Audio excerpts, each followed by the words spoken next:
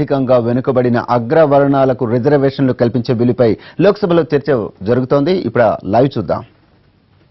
Categories के जो गरीब हैं उन्हें आरक्षण मिले, ये जुमला तो उसमें डाला था और इसलिए आज तक कई सरकारें आई, केंद्र में भी राज्यों में भी कई बार प्रयास भी हुआ, लेकिन सही रास्ते से प्रयास नहीं हुआ और इसलिए वो कानूनी रोक के अंदर आकर कहीं ना कहीं उसमें बाधाएं खड़ी हो गई. मैं 2-3 विषय स्पष्ट कर दूं जो थॉमस साहब ने कहे. उन्होंने कहा कि 50% राज्यों की भी स्वीकृति इसके लिए चाहिए होगी. अगर संविधान की जो संशोधन करने की धारा है आर्टिकल 368 उसको पढ़ ले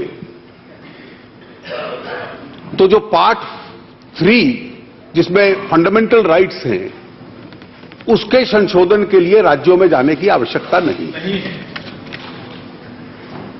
तो इसलिए पहले भी जब आर्टिकल 15(5) अमेंड हुआ और जोड़ा गया प्रमोशंस के संबंध में तो वो केवल संसद के दोनों सदनों से अप्रूव हुआ था, राज्यों में जाने की आवश्यकता नहीं थी. आपने एक दूसरा विषय उठाया कि पहली बार इतिहास में आपने SC/ST को रिजर्वेशन दिया, उसमें तो केवल एडिड इंस्टीट्यूशंस का जिक्र है और इसमें आपने एडिड और अनएडिड का दोनों का ले लिया. तो क्या आप जो अनरिजर्व्ड कैटेगरी का गरीब है उसको SC/ST OBC की तुलना में ज्यादा अधिकार देने वाले इसके तहत रिजर्वेशन का? ऐसा नहीं है. जो आर्टिकल 15(5) अमेंड हुआ और संविधान में ऐड हुआ, ये शब्दावली एजुकेशनल इंस्टीट्यूशंस वेदर एडिड और अनएडिड, वो कास्ट बेस्ड रिजर्वेशन के लिए भी यही फ्रेजियोलॉजी थी और आज इसके लिए भी यही फ्रेजियोलॉजी है. तो ये दोनों कारण जो आपने बतलाए, संविधान को एक बार 368 को और 15(5) को आप पढ़ लें तो वो फैक्चुअली अपने आप में गलत है. माननीय सभापति जी, अगर हम राजनीति और राजनीति के मतभेद से अपने आप को अलग कर लें तो ये आरक्षण की कल्पना हमारे संविधान में पैदा कैसे हुई थी? जो वर्ड शब्द सोशलिस्ट था वो तो ओरिजिनल प्रियम्बल में नहीं था, 1976 में 42वें संशोधन से ऐड हुआ. लेकिन जब पहला संविधान बना और इसका तर्क जो कहीं पब्लिक स्पेस में दिया जा रहा है कि क्या बेसिक स्ट्रक्चर बुनियादी ढांचे के आधार पर इसको चुनौती मिल सकती है, तो जो आरंभिक संविधान निर्माताओं ने बनाया था उसके प्रियम्बल में हालांकि शब्द सोशलिस्ट नहीं था, लेकिन उसमें 2 बहुत महत्वपूर्ण शब्द थे, वाक्य थे. एक था कि सभी नागरिकों को, टू ऑल सिटीजन्स, और इस पे कोई धर्म या जात का संबंध नहीं था, हम क्या क्या देंगे? Justice that is social, economic and political. और दूसरा क्या था? Equality of status end of opportunity, यानी कि अवसरों के मामले में उनको बराबरी देने का हम लोग प्रयास करेंगे. तो ये तो संविधान निर्माताओं की आरंभिक कल्पना थी कि हमें हर नागरिक को सामान्य अवसर देने का एक प्रयास करना चाहिए. अब ये इक्वालिटी ऑफ अपॉर्चुनिटी जो है, सामान्य अवसर हैं, जिस समाज में चाहे जातीय आधार पर चाहे आर्थिक आधार पर बड़े और छोटे के बीच में बहुत अंतर था और ऐतिहासिक दृष्टि से था, अब उसमें हम उन सबको कहें कि बराबरी का यह अर्थ है, इक्वालिटी का यह अर्थ है कि आप सब एक परीक्षा में बैठ जाओ, एक जैसी परीक्षा होगी, तो क्या वो बराबरी होगी? तो संविधान निर्माताओं में इतना दूरदृष्टि थी कि उन्होंने कहा यह बराबरी नहीं होगी.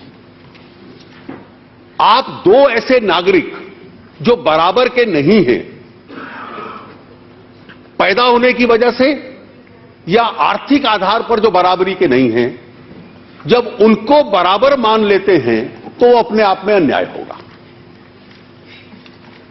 Just as equals cannot be treated unequally, unequals cannot be treated equally. और इसमें से जो अफर्मेटिव एक्शन कि अधिक अवसर देने पड़ेंगे, ये कल्पना उन्होंने बढ़ाई संविधान की धारा 15 और 16 में।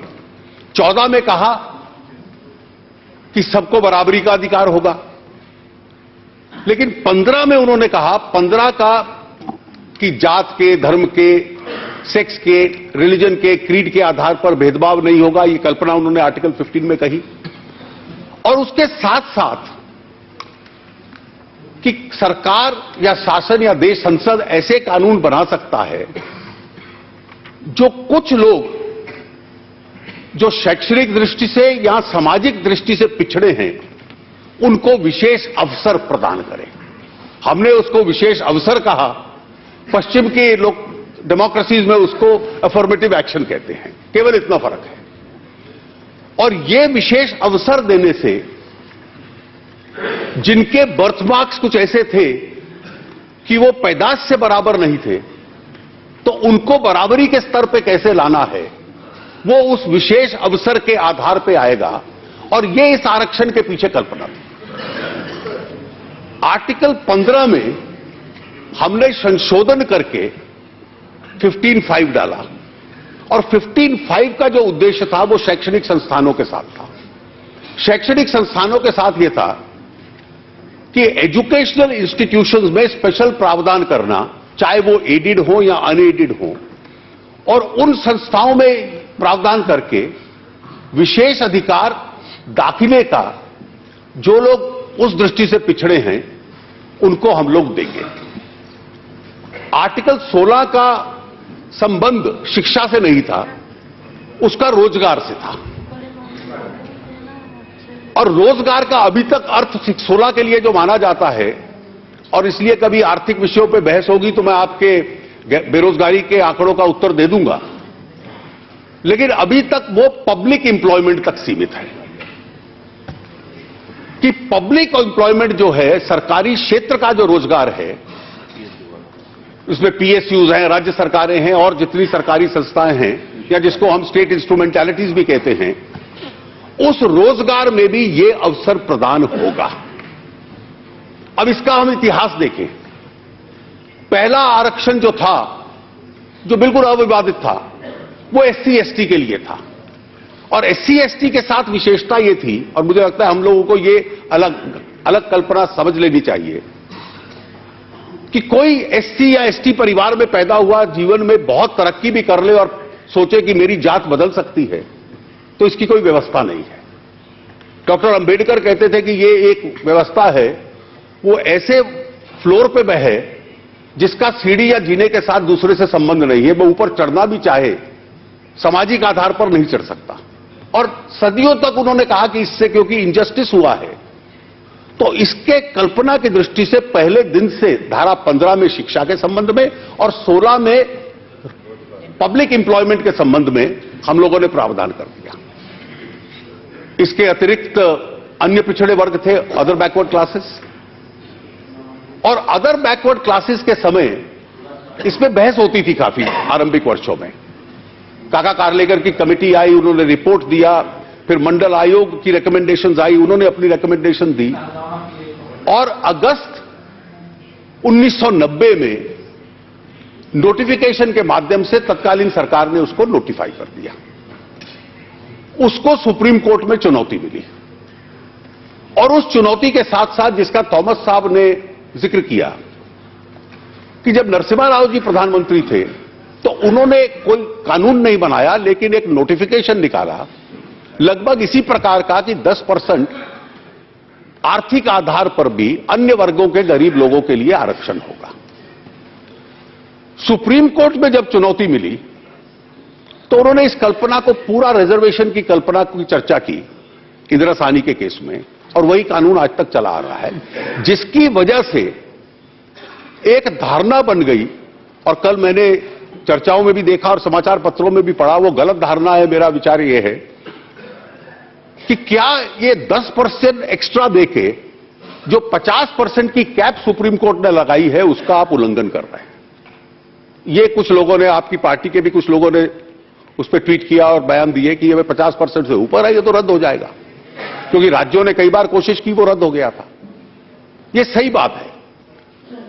राज्यों ने कोशिश की या तो नोटिफिकेशन के माध्यम से, या राज्यों ने कोशिश की कि सामान्य साधारण कानून बना के, गुजरात ने भी कोशिश की कि एक एक्ट बना दिया और उस एक्ट के माध्यम से उन्होंने कहा कि हम रिजर्वेशन दे रहे हैं।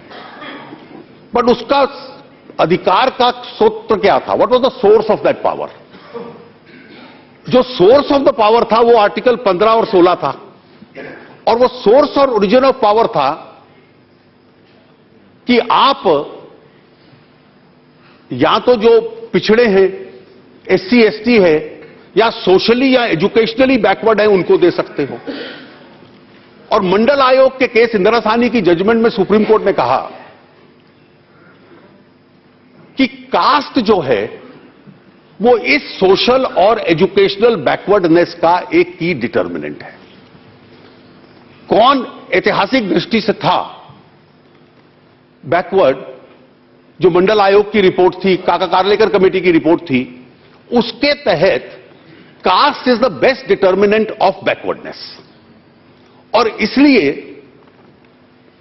नरसिम्हा राव जी ने 10% का नोटिफिकेशन निकाला, पर वो नोटिफिकेशन का सोर्स ऑफ पावर यहां तो संविधान में होता, ना आर्टिकल 15 में था, ना आर्टिकल 16 में था, क्योंकि इकोनॉमिकली वीकर सेक्शंस के लिए ना आर्टिकल 15 में प्रावधान था, ना 16 में था। जब कुछ राज्य कानून लाए तो उस कानून का भी सोर्स ऑफ पावर नहीं था, क्योंकि रिजर्वेशन की कल्पना एससी एसटी या एजुकेशनली सोशली बैकवर्ड के संबंध में थी। तो इसलिए कभी भी न्यायपालिका ने उसको स्वीकार नहीं किया। और जो 50% की सीमा लगाई सुप्रीम कोर्ट ने, मैं स्पष्ट कह सकता हूं कि वो सीमा केवल आर्टिकल 16(4) में जो कास्ट बेस्ड रिजर्वेशन था उसके संबंध में लगाई। वो जो सीमा थी, चाहे एजुकेशनल इंस्टीट्यूशंस में हो, चाहे वो पब्लिक एम्प्लॉयमेंट में हो, और जो जजमेंट है सुप्रीम कोर्ट का, मैं चाहूंगा पैराग्राफ 806 से लेकर 812 तक कम से कम 3 बार सुप्रीम कोर्ट ने यह बात स्पष्ट कर दी कि हम जो सीमा लगा रहे हैं 50% की, ये केवल 16(4) की जो एजुकेशनल और सोशल जो बैकवर्डनेस की रिजर्वेशन है उसके ऊपर लगा रहे हैं। मैं एक वाक्य पढ़ दूं जो इस सारी चर्चा करने के बाद उन्होंने कहा, we are also of the opinion that the rule of 50% applies only to reservations in favour of backward classes made under article 16(4). तो इसलिए केवल बैकवर्ड क्लासेस और उसमें एससी एसटी ओबीसी यानी 50% से ऊपर ये नहीं जाएगा। और इसके पीछे तर्क क्या था? इसके पीछे तर्क ये था कि आप अन्य वर्ग जो अनरिजर्व्ड वर्ग हैं, अगर उनके लिए भी सीट्स नहीं छोड़ोगे, तो शुरू तो हमने किया था कि जो सामाजिक और ऐतिहासिक दृष्टि से भेदभाव हुआ, उस भेदभाव को समाप्त करना है, उस डिस्क्रिमिनेशन को समाप्त करना है। लेकिन अगर दूसरों के लिए बहुत कम स्थान बचेगा तो भेदभाव समाप्त करने चले थे किसी और का। और अगर मैं जो अमेरिकन सुप्रीम कोर्ट ने जिस फ्रेज को यूज किया है, तो ये भेदभाव उल्टा बन गया। तो this became a case of reverse discrimination, क्योंकि दूसरे वर्गों के पास फिर बहुत ज्यादा एडिक्वेट स्पेस एजुकेशनल इंस्टीट्यूशन और पब्लिक एम्प्लॉयमेंट में नहीं रहेगी। तो ये बैलेंस बना रहे, तो उन्होंने 50% का तर्क सुप्रीम कोर्ट ने दिया। सही है गलत है इसकी चर्चा चलती रहेगी, मैं उस पर टिप्पणी नहीं करता, लेकिन ये उसके पीछे तर्क था। और वो केवल 16(4) के आरक्षण के संबंध में था। अब आपने कहा कि ये क्या कारण है कि आप अभी ले आए? पटेल समाज को आरक्षण दो, आपकी पार्टी ने 2017-18 से पहले तो कभी नहीं कहा था। कई वर्गों के संबंध में, और इसके पीछे कारण था, इसके पीछे कारण यह था कि समाज में कई वर्ग ऐसे हैं जो आर्थिक परिवर्तन हुआ, उसमें कुछ लोग बहुत आगे निकल गए। कुछ लोगों को लगता है कि जो किसान की आमदनी है, और हम बार बार चर्चा करते हैं कि वो कम है, और इसलिए अन्य वर्गों का, उसका कोई धर्म हो, उसकी कोई जाति हो, उसका कोई भी रिलीजन हो, अगर उसमें वो गरीब है तो उसके संबंध में क्या कल्पना होनी चाहिए। तो जो अदर क्लासेस हैं, अदर सेक्शंस हैं जो अनरिजर्व्ड के बाहर हैं, किसी जात के होंगे, किसी रिलीजन के होंगे, 50 में से अधिकतर उन्हीं के लोग इसमें आते हैं, जो बचे हुए 50 में से।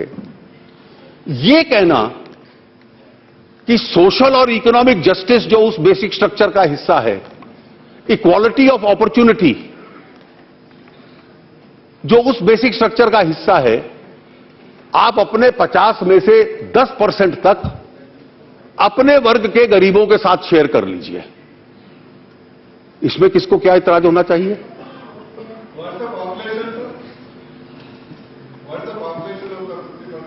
I'll check up the census records and tell you.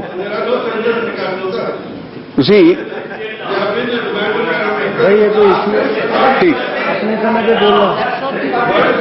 you please make your point when you get a chance.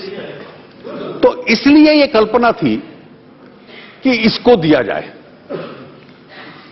और आज मुझे लगता है वक्त आ गया है। और अगर हम सब ने मैनिफेस्टोस,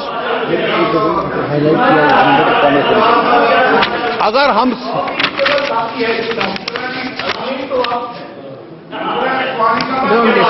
ऐसा है दादा, मेरा आप सबसे आग्रह है that if you are supporting this, don't be grudging in your support, be whole hearted and large hearted.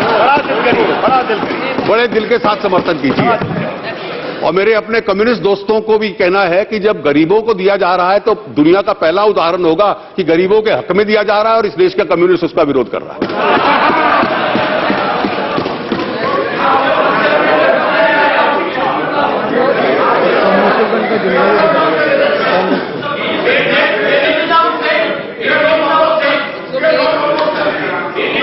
I am grateful to you if you are not opposed. Madam, let me read, I can read the manifesto of every party. My party had supported it. Let me read, just for illustration, the manifesto of 2014 of the Congress party. No, I am reminding you, sir.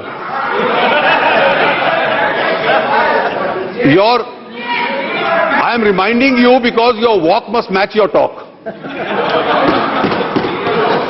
The Congress manifesto says, the Indian National Congress is committed to finding a way forward for introducing reservation in education and employment for economically weaker sections of all communities without in any way affecting the existing reservation in favor of scheduled caste, scheduled tribe and other backward classes.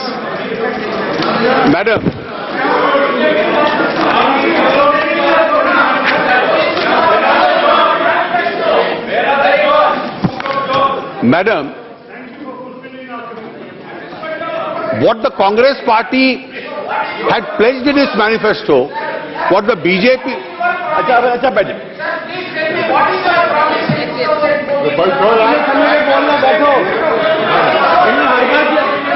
बैठो अपनी जगह पे।